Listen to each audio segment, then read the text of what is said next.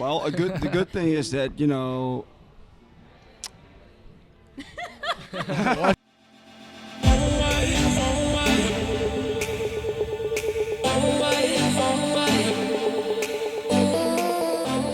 What's up, Team NBL? It's Music by Lucas, and we are here in beautiful Miami with these guys, DUBVISION. What's up? What's up? These guys are awesome. They're two brothers, and they have a new song, Keep My Light On. It is out now on every platform. Make sure to follow them at DUBVisionmusic.com. Get out of here. Get Get the real talent in, you know what I'm saying? I know. You guys get it. You guys get it. All right, we start every interview with an icebreaker question. It's completely off topic and completely random. Are you guys ready for it? Ready. You're both going to have to answer separately, though. I know you're brothers, and I know you like to answer at the same time, but separately, preferably, okay? All right, here we go. If you could have the original of anything in the world, what would it be? I mean, I would personally get the original computer that like Daft Punk made their music on, something like that, right? That's actually the only thing I care about, being original, like So true. I would like to go to the original, like back in the days, first concert of Madonna. Actually, Oh, yeah, whoa, yeah, yeah. when she was like first starting like out. a virgin, really. Oh, yeah. That would be a good one, actually. That would be a good one. How and why did you start even doing music? I don't know. It's just, it came about like our parents made us choose an instrument to play. They made you? Yeah. So basically, our parents made us. Yeah. Period. No, yeah, but that's all. But it all started, I guess, because that sparked their interest in like music, and then That's how we started playing instruments. put it in like a computer, and then that led into like very basic stuff, and then it evolved, and eventually we are here now. So you Yeah. both liked music then? Or did one like start? He and started first with putting it in the computer. then- Okay. So you're the nerd. He's the Yeah, nerd. no, I guess that's basically. He was more interested in like going out and like experiencing the music. I was more into like how does it work, like how do Oh, you yeah. get it to sound like that, Mhm. and I was eventually more like, that how does it really- work in the club? yeah. I love that though. And That's then what I makes a heard good the duo. music, and then I said, no, that doesn't work. Melodies could be better, but the drop is great. Let's try this, and then. But I couldn't put it in the computer, but I could play piano. Oh, okay. You see, so. Works 1 well plus together 1. that way. Yeah, that was the perfect like combination. Like him telling me like, yeah, you know, this probably doesn't work in a club. Is it still like that today? No, like nowadays he knows how to produce as well, and I know. Now you know. That's great. Well, not as good as he, but yeah. Obviously I have like I a like little bit of an advantage because I've been doing it longer, but True. like.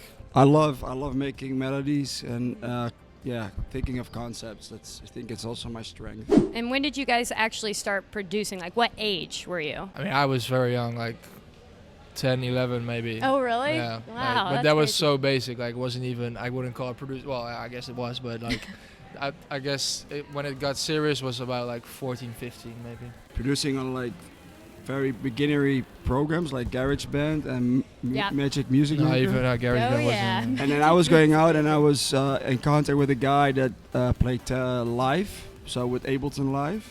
And Ableton was also a program, you know, to make music, obviously. So because he was so serious with it, I said like maybe you should get into like a real program that's, you know, that's like a professional one. And then that's how he started using that program. And from then on, that was when he was 14, 15.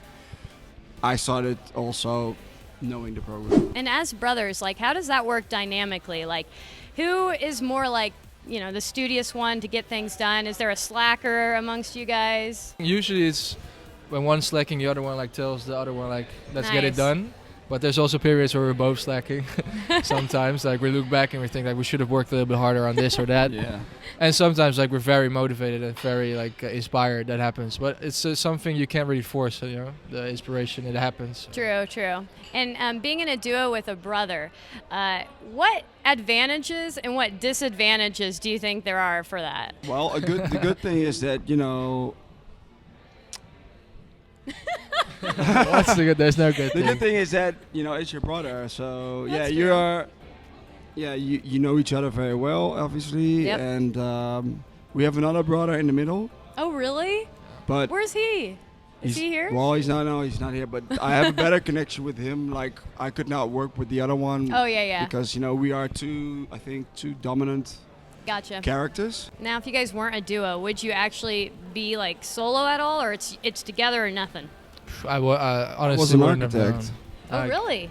Architect. Mm. What about you? Any other careers or hobbies besides No, music? I was still like the moment I finished my study, this was what happening. Okay. So it was a perfect fit for me, though. But I was always interested in music, obviously, like I told before. So I think I would probably do something in the music. I don't know Yeah. if I would be DJing because I think it's he's very good at like how do I say like talking to people and like Yeah. like managing stuff, like getting Hustling. hustling. That's the word I was looking for. Right here. So he hustled us into like a lot of big Nice. opportunities, which I don't know if I would have gotten there by myself. True. Okay, I love it. And now Lucas is going to be asking the technical music questions that Lauren has no idea about, really. Get So, Get out, Warren. Get hey, out. you know what? I'll be back. I'll be back. All right, guys. It's about to get too technical. We All have right. to get our ghost producer then. Yeah, exactly. So our audience is mainly made up of young bedroom producers just trying to get out there, trying to figure out what they can do to get their music heard. So I want to ask you guys, what do you think the difference is between like a really good track or a good track and a great track, like a hit? Like what is that little magic that makes it a hit? Yeah, I mean that's a hard thing to answer because if we knew, then we would. Well, I guess I'm happy with our tracks, but We Yeah. know. Like if you like when it's a super good track or a hit, that's like it has a good melody, it has an original like beat, and it's something new that hasn't been done before or hasn't been done in a very long time. yeah, but Like- it's also sometimes the hits can have like a very bad melody. You don't know, like it's Yeah, but then it has this new thing that had not have been done, or that's like original at that moment, at that time. Like the melody of like, for instance, Animals of Right. Martin Garrix is not like the best melody. It's not as good as like certain tracks of Calvin Harris or Sure. something, but the melody is very recognizable, and the drop at that point, at that moment in time, was very like empty. And at that time before, all the drops and all the productions were very like full of like a lot of instruments, and he chose to do something completely different than anybody did in that time. So that made it at that moment that people were suddenly like crazy about it and into it.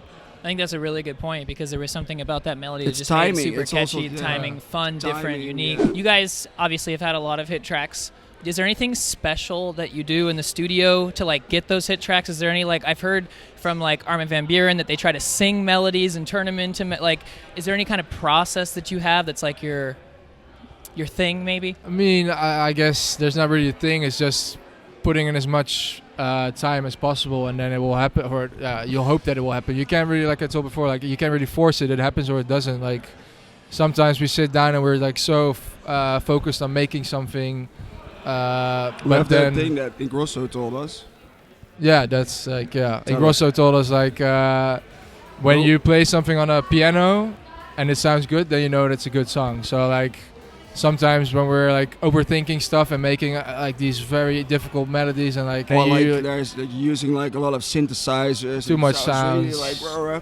Then you also have to take it down, take the basic melody of it, play it on the piano, and then when that sounds right, then it's a good track. Yeah, and then also people could eventually make like acoustic versions, remixes. Yeah, they can play it exactly. like as a symphony. Like there's so many more options than if it's just something like a crazy growling dubstep track that no one can like hear the melody and play it. exactly. Yeah, I think that's a good point. Do you guys have any particular like? I know you use Ableton. Yeah. Do you have any particular VSTs that you like the best that you use?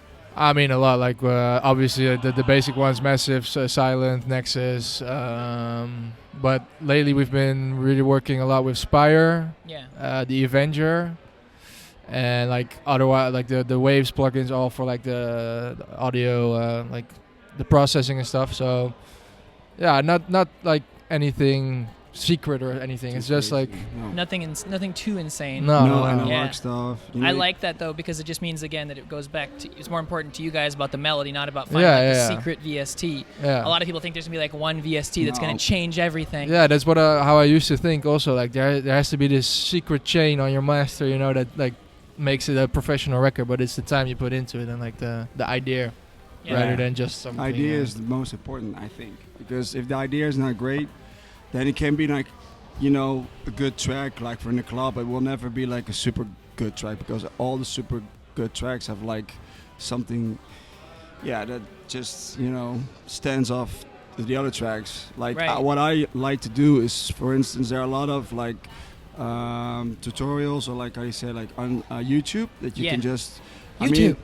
Just Google strobe that mouse chords. Then Yep.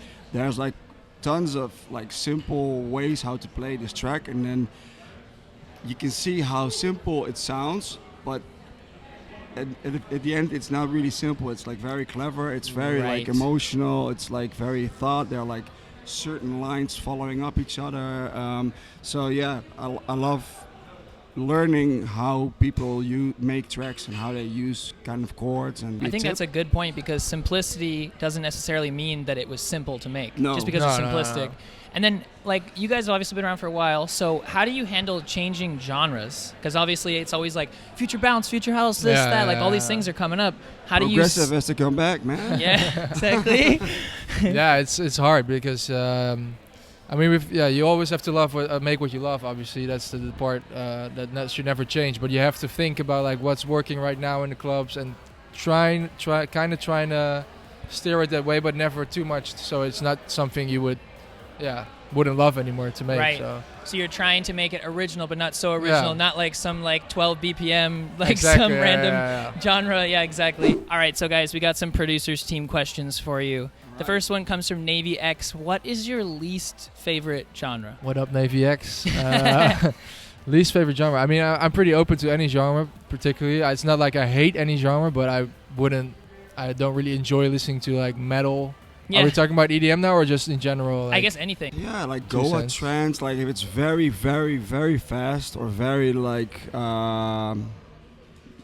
brutal kind of. Yeah, like terror, like hardcore. Although that's you used to. Yeah, like I it used You to was actually like kind of that. look like you're in a metal band. Like I feel like that's like on You the could side be, yeah. when he's not doing DUBVISION at Miami Music Week, he's sneaking away so he can go scream in a Yeah. rock band. Yeah. I hear it. Yeah, we love all genres, and basically, all genres have their own way of inspiring us for like music.